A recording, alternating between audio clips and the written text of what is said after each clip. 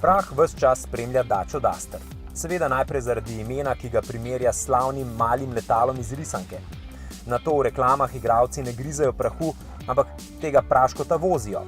Predvsem pa se za to Dacio dviga prah. Kajti govorimo lahko o dveh tipih avtomobilov znamke Dacia. V prvi skupini so Dacie, ki se prodajajo, ker so cenovno ugodne.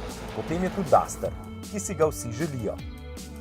Ker je videti kul in ker je kul voziti takšen SUV. Da je cenovno ugodna, je pri Dacii z imenom Duster povsem drugotnega pomena. A doslej je Duster številnim zgolj ostal simpatičen, drugi pogled jih je odvrnil od nakupa.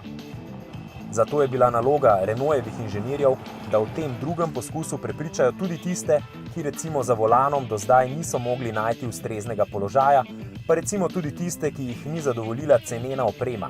Skratka, novi Duster mora prepričati tudi tiste, ki so sicer zelo racionalno šparovni, a prav najcenejših izdelkov pa vendarle ne kupujejo. Hočejo best buy, ne pa budget buy.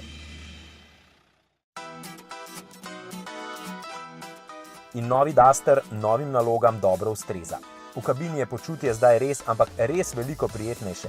Materiali so sprejemljivi, stikala celo simpatična, ponuja tudi kakšno opremo, ki ga ne ponuja niti precej dražji avto. Novi Duster se recimo celo samodejno zaklene in odklene. Seveda obstajajo prilike za izboljšave. V kabini bi recimo lahko bilo tišje, sploh na avtocesti.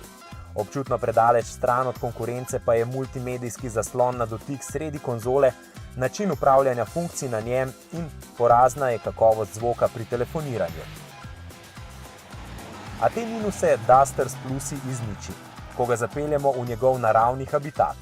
V gozd, v hribe, na prašne makadamske ceste, celo do njive bo recimo zlahka odpeljal pomočnike pri kmečkih opravilih. Pika na i je njegova terenska oprema, učinkovit sistem spuščanja na spolzkem in možnost pogleda okoli robov avta kar izza volana prek kamer. To pohvalimo. Tako resnega terenca, ki bi ob tolikšni prostornosti, tolikšni vsakdanji uporabnosti in za tako dostopno ceno pri konkurenci dobite kvečemu ob ekstremno nizki individualni ponudbi.